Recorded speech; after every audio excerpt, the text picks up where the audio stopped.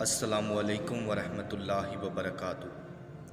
دوستو، جیسا کہ سبھی جانتے ہیں کہ فرقہ واریت کی وجہ سے دین اسلام کے عقائد میں آپس میں اختلاف چلتا ہی رہتا ہے، اور انہی اختلافات کی وجہ سے پھر آپس میں نفرت اور انتشار پیدا ہوتا ہے۔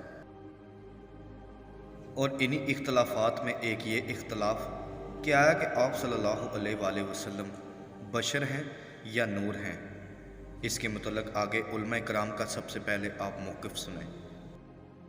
یعنی سرکار صلی اللہ تعالی علیہ وآلہ وسلم نورانی بشر ہیں۔ بشر کا بھی انکار بات جاہل ہمارے وہ انکار کرتے ہوں تو کرتے ہوں، ضرورت سے زیادہ جو مطلب جذباتی ہوتے ہیں کہ وہ نور ہے، بشر نہیں ہے۔ بشر نہیں ہے کہنا یہ کفر ہے، لیکن قرآن سے آپ کی بشریت ثابت ہے۔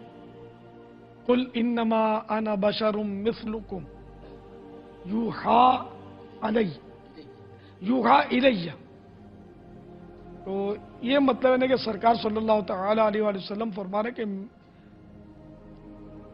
اللہ تعالیٰ فرما دو کہ میں تمہاری طرح بشر ہوں، تمہاری مثل بشر ہوں، یعنی انسان ہوں، اور مجھ پر وحی آتی ہے۔ اب اس میں کوئی بے ادبی کا پہلو نکالے تو وہ اس کی قسمت پھوٹی ہے تو نکالے گا۔ ہمارا یہ عقیدہ ہے رسول اللہ صلی اللہ علیہ وسلم کے بارے میں کہ آپ بشر ہیں، انسان ہیں، حقیقت اور ماہیت کے لحاظ سے آپ حضرت عبداللہ کی اولاد ہیں، حضرت آمنہ کے بطن سے آپ کو اللہ نے جنا ہے، اور آدم علیہ السلام کی اولاد میں سے، نوح علیہ السلام کی اولاد میں سے آپ کا ایک قوم ہے، جیسے انسانوں کی قوم ہوتی ہے، قبیلہ ہوتا ہے۔ آپ صلی اللہ علیہ وسلم عرب میں پیدا ہوئے، عربی تھے۔ آپ صلی اللہ علیہ وسلم قریش قبیلے سے تعلق تھا اور بنو ہاشم سے تعلق تھا، تو یہ ساری چیزیں بشری مخلوق کے ہیں، اور آپ کی اولاد ہے سادات جن کو کہا جاتا ہے، وہ بھی سب کیا ہیں؟ بشر ہیں، اور آپ ہدایت کا نور ہیں۔ شیعہ کا یہ عقیدہ ہے کہ اللہ تعالیٰ نے اپنے نور سے رسول اللہ صلی اللہ علیہ وسلم اور اہل بیت کا نور بنایا، پھر ان سے پوری کائنات کو بنایا۔ یہ اہل ایمان کا عقیدہ نہیں ہے، بلکہ رسول صلی اللہ علیہ وسلم کے بارے میں قرآن حکیم ہمیں تعلیم دیتا ہے۔ سورۃ کہف آخری آیت ہے، قل اے نبی کہو انما انا بشر مثلکم، میں تمہارے جیسا انسان ہوں۔ اللہ کے نبی کے بارے میں یہ عقیدہ رکھنا کہ اللہ کے نبی اللہ کے نور میں سے نور ہے۔ ایک تو ہے نور ہدایت، اللہ کے رسول صلی اللہ علیہ وسلم ہدایت کا نور لے کر آئے، ایمان کا نور لے کر آئے، توحید کا نور لے کر آئے، جس سے کفر کے اندھیرے چھٹ گئے اور جہاں کے اندر ایمان کی بہار آئی، ایمان کی فضا برپا ہوئی۔ درست ہے، ہم مانتے ہیں، لیکن کوئی یہ سمجھے کہ رسول کریم صلی اللہ علیہ وسلم اللہ کے نور میں سے نور ہے، جیسے اذان سے پہلے ہمارے علاقوں میں آواز گونجتی ہے الصلاۃ والسلام علیکہ یا نورا من نور اللہ، کہ محمد صلی اللہ علیہ وسلم اللہ کے نور میں سے نور ہے۔ یہ عقیدہ کفر کا عقیدہ ہے۔ یہ ایسے ہی ہے جیسے عیسائیوں نے کہا تھا عیسیٰ ابن اللہ، عیسیٰ اللہ کا بیٹا ہے، یہودیوں نے کہا تھا عزیر ابن اللہ، عزیر اللہ کا بیٹا ہے۔ تو آج کوئی کلمہ پڑھنے والا یہ کہے کہ محمد صلی اللہ علیہ وسلم اللہ کے نور کا ٹکڑا ہے یا اللہ کے نور میں سے پیدا ہوا، تو پھر یہ کفر ہے، کیونکہ قل هو اللہ احد اللہ الصمد لم یلد ولم یولد، نہ اللہ نے کسی کو جنا ہے نہ وہ جنا گیا ہے، نہ اللہ کسی میں سے پیدا ہوا ہے، نہ کوئی اللہ کے نور کا ٹکڑا اس دنیا میں ہے۔ البتہ ایک مسئلہ جو ہے نور اور بشر کا، وہ ذرا تھوڑا سا میں حل کر دوں۔ آج آپ سمجھتے ہوں گے لا ینحل ہے۔ میں نے جس طرح کہا تھا کہ امام بخاری کا قول بھی 100% درست اور امام ابو حنیفہ کا بھی 100% درست ثابت کیا کہ نہیں، اسی طرح میں کہتا ہوں جو حضور کو بشر کہتے ہیں وہ بھی 100% درست، جو حضور کو نور کہتے ہیں وہ بھی 100% درست۔ مطلب کیا ہے؟ دیکھیے، ہر انسان کے وجود کے دو حصے ہیں، میں نے پہلے دن شاید کچھ بیان کیا تھا۔ ایک خاکی وجود، اور اینیمل بینگ جو حیوان ہے ہمارا، ایک وہ روح ربانی جو اس میں پھونکی گئی۔ آدم میں جب وہ روح پھونکی گئی تب وہ مسجود ملائک بنے۔ فَإِذَا سَوَّيْتُهُ وَنَفَخْتُ فِيهِ مِن رُوحِي فَقَعُوا لَهُ سَاجِدِينَ۔ دو جگہ آئے تھے قرآن مجید میں، ایک شوشے کے فرق کے بغیر، سورہ حجر اور سورہ صاد۔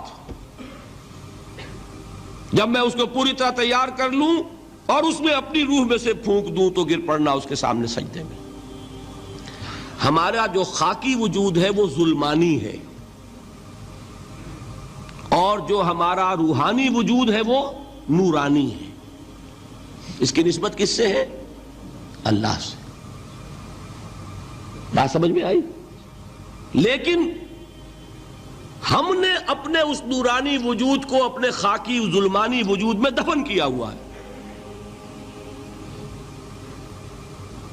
اور محمد الرسول اللہ صلی اللہ علیہ وسلم کا وہ نورانی وجود آپ کے اس خاکی وجود پر اس درجے غالب تھا کہ وہ خاکی وجود معدوم کے درجے میں ہے، لیکن وہ حضور صلی اللہ علیہ وسلم پر اثر انداز نہیں ہو سکتا۔ وہی خاکی وجود ہے جسے ہم نفس کہتے ہیں، نفس غلبہ کر سکتا ہے محمد پر صلی اللہ علیہ وسلم۔ حضور کی شخصیت کی نورانیت نے آپ کی شخصیت کے خاکی وجود کا احاطہ کیا ہوا ہے، ہماری شخصیت کی ظلمانیت نے ہماری اس نورانیت کو گل کیا ہوا ہے، دفن کیا ہوا ہے، چھپایا ہوا ہے۔ بس یہ فرق ہے۔ انہیں آپ کہہ لیں نور، صحیح ہے، ان کی نورانیت غالب ہے۔ یہی بات ہے جو حضور نے اس طرح سمجھائی۔ دیکھو ہر انسان کے ساتھ ایک شیطان ہوتا ہے۔ اب کسی صحابی نے بڑی جرت سے کام لیا، پوچھ لیا حضور کہ آپ کے ساتھ بھی ہے؟ ہر انسان کے ساتھ جو کہا نا، تو انسان تو ہے آپ بھی، کیونکہ آپ کے ساتھ بھی ہے۔ آپ نے فرمایا ہے، لیکن میں نے اسے مسلمان کر رکھا ہے۔ بات ختم ہو گئی۔ نفی نہیں ہے، وہ میرے تابع ہے، میرا مطیع ہے، مجھے گدن نہیں پہنچا سکتا، ہے تو صحیح، لیکن نہ ہونے کے درجے میں آ گیا کہ نہیں؟ یہ ہے فرق سارا۔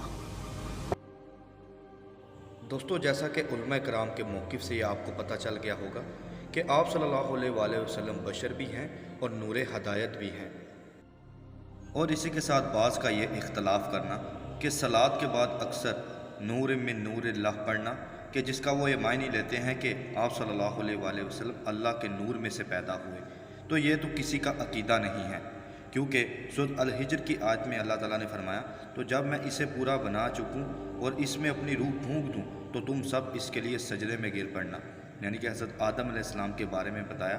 اور یہاں پہ لفظ من کا، اور اس کے عربی میں دو معنی، ایک کسی کی طرف سے، اور جب اللہ کے لیے یہ استعمال کیا جائے گا تو فی کا لفظ آتا ہے کہ اللہ میں سے، لیکن یہ تو کسی کا عقیدہ نہیں ہے، اس لیے یہاں پہ من کا لفظ یوز کیا گیا۔ اور اسی طرح کی ایک اور مثال سورۃ القصص میں، پس جب وہاں پہنچے تو اس بابرکت زمین کے میدان کے دائیں کنارے کے درخت میں سے آواز دیے گئے کہ اے موسیٰ، یقیناً میں ہی اللہ ہوں، سارے جہانوں کا اور پروردگار کا۔ تو درخت تو اللہ نہیں ہے، اور یہاں پر بھی من شجرۃ کا لفظ استعمال کیا گیا، فی کا نہیں۔ تو نور من نور اللہ کا مطلب یہ نہیں کہ اللہ کے نور میں سے، بلکہ نور بھی اللہ کی ایک مخلوق ہے اور روح بھی۔ لیکن اگر کسی کا ایسا عقیدہ ہے بھی کہ اللہ میں سے نور پیدا ہوا تو یہ غلط اور کفریہ عقیدہ ہے، بلکہ آپ صلی اللہ علیہ وآلہ وسلم تو نور ہدایت ہیں، ہدایت کا نور ہیں۔ جیسے کہ سورۃ مائدہ کی آیت میں فرمایا، اے اہل کتاب، یقیناً تمہارے پاس ہمارا رسول صلی اللہ علیہ وآلہ وسلم آ چکا، جو تمہارے سامنے کتاب اللہ کی بکثرت ایسی باتیں ظاہر کر رہا ہے جنہیں تم چھپا رہے تھے، اور بہت سی باتوں سے درگزر کرتا ہے۔ تمہارے پاس اللہ تعالیٰ کی طرف سے نور اور واضح کتاب آ چکی ہے۔ اور اسی آیت کے مطلب اہل سنت کی سب سے پہلی تفسیر طبری میں بھی یہ امام طبری نے، جو امام بخاری اور امام مسلم کے ہم اثر تھے، اس نور سے آپ صلی اللہ علیہ وآلہ وسلم کی ذات مبارک کو لیا ہے۔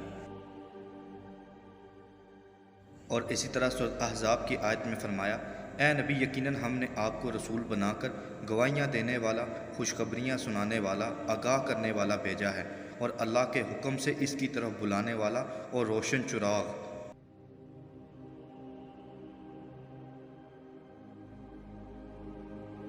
اسی طرح مشکات المصابیح کی حدیث میں آپ صلی اللہ علیہ وآلہ وسلم نے فرمایا کہ میں اپنی والدہ کا وہ خواب ہوں جو انہوں نے میری پیدائش کے قریب دیکھا تھا، کہ ان کے لیے ایک نور ظاہر ہوا جس سے شام کے محلات ان کے سامنے روشن ہو گئے۔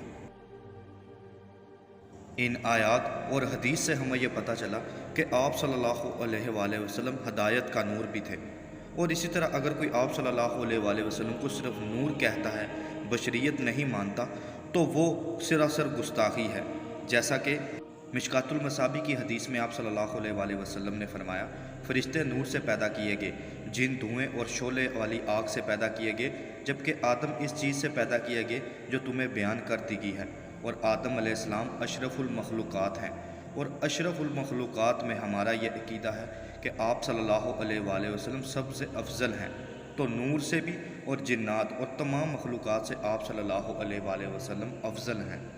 اسی لیے آپ صلی اللہ علیہ وآلہ وسلم کی تخلیق بھی بشریت اور نور ہدایت ہے۔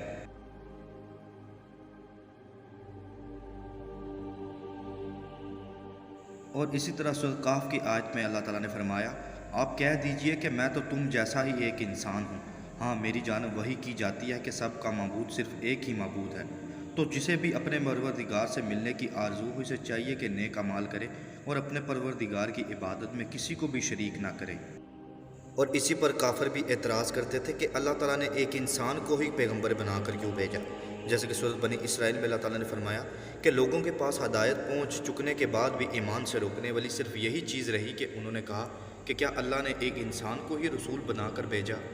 اور اسی طرح سورۃ التغابن میں فرمایا، یہ اس لیے کہ ان کے پاس ان کے رسول کے واضح دلائل لے کر آئے تو انہوں نے کہہ دیا کہ کیا انسان ہماری رہنمائی کرے گا، بس انکار کر دیا اور منہ پھیر لیا، اور اللہ نے بھی بے نیازی کی، اور اللہ تو ہے ہی بے نیاز، سب خوبیوں والا۔ اور کافروں کے اعتراض کا ذکر سورۃ الشعراء میں کہ وہ کہتے تھے تو ہم جیسا ہی انسان ہے، اگر تو سچوں میں سے ہے تو کوئی معجزہ لے آ۔ اور اسی کا جواب اللہ تعالیٰ نے بنی اسرائیل میں دیا کہ آپ صلی اللہ علیہ وآلہ وسلم کہہ دیں کہ اگر زمین میں فرشتے چلتے پھرتے اور رہتے بستے ہوتے تو ہم بھی انہی کے پاس کسی آسمانی فرشتے کو ہی رسول بنا کر بھیجتے۔ اور اسی طرح سورۃ انبیاء میں اللہ تعالیٰ نے فرمایا، ہم نے ان کے جسم ایسے نہیں بنائے تھے کہ وہ کھانا نہ کھائیں اور نہ وہ ہمیشہ رہنے والے تھے۔ اور سنن ابن ماجہ میں حضرت عبداللہ بن مسعود رضی اللہ عنہ روایت کرتے ہیں، انہوں نے فرمایا رسول صلی اللہ علیہ وآلہ وسلم نے نماز پڑھائی، اس میں بھول کر کمی بیشی ہوگی۔ ابراہیم نحی رحمۃ اللہ علیہ نے کہا، وہم مجھے ہوا ہے، یاد نہیں رہا کہ استاد محترم حضرت علقمہ رحمۃ اللہ علیہ نے کمی کا لفظ فرمایا تھا یا زیادتی کا۔ اس حدیث میں عرض کیا گیا، اے اللہ کے رسول، کیا نماز میں کچھ اضافہ ہو گیا ہے؟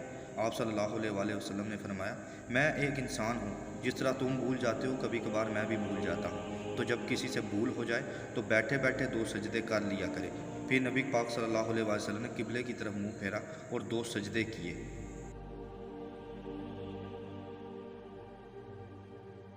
اور ابو داؤد کی حدیث میں حضرت وائل بن حجر رضی اللہ عنہ بیان کرتے ہیں کہ میں نے کہا کہ میں بالضرور دیکھوں گا کہ آپ صلی اللہ علیہ وسلم نماز کیسے پڑھتے ہیں۔ بیان کیا کہ رسول صلی اللہ علیہ وآلہ وسلم کھڑے ہوئے اور قبلے کی طرف رخ کیا، اللہ اکبر کہا اور اپنے دونوں ہاتھ اٹھائے حتیٰ کہ آپ کے کانوں کے برابر آ گئے۔ پھر آپ نے اپنے بائیں ہاتھ کو اپنے دائیں ہاتھ سے پکڑ لیا، پھر جب رکوع کا ارادہ کیا تو اپنے دونوں ہاتھوں کو اسی طرح اٹھایا۔ پھر آپ صلی اللہ علیہ وآلہ وسلم بیٹھ گئے اور اپنا بایاں پاؤں بچھا لیا اور اپنا بایاں ہاتھ بائیں ران پر رکھ لیا اور دائیں ہاتھ کی کونی کے کنارے کو اپنی دائیں ران پر رکھا اور 2 انگلیوں کو بند کر کے حلقہ بنا لیا۔ میں نے آپ کو دیکھا کہ آپ اس طرح کرتے تھے۔ جناب بشر نے انگوٹھے اور بیچ کر انگلی سے حلقہ بنایا اور شہادت کی انگلی سے اشارہ کر کے دکھایا۔ ان قرآنی آیات اور احادیث سے ہمیں پتہ چلا کہ آپ صلی اللہ علیہ وآلہ وسلم بشر بھی تھے اور آپ صلی اللہ علیہ وآلہ وسلم نور ہدایت بھی۔ اللہ تعالیٰ سے دعا ہے کہ وہ ہمیں اپنے دین کو سمجھنے، اس پر عمل کرنے اور دوسروں تک پہنچانے، اور آپ صلی اللہ علیہ وآلہ وسلم کی نور ہدایت سے دنیا اور آخرت میں سرخرو ہونے کی توفیق عطا کرے۔ السلام علیکم ورحمۃ اللہ وبرکاتہ۔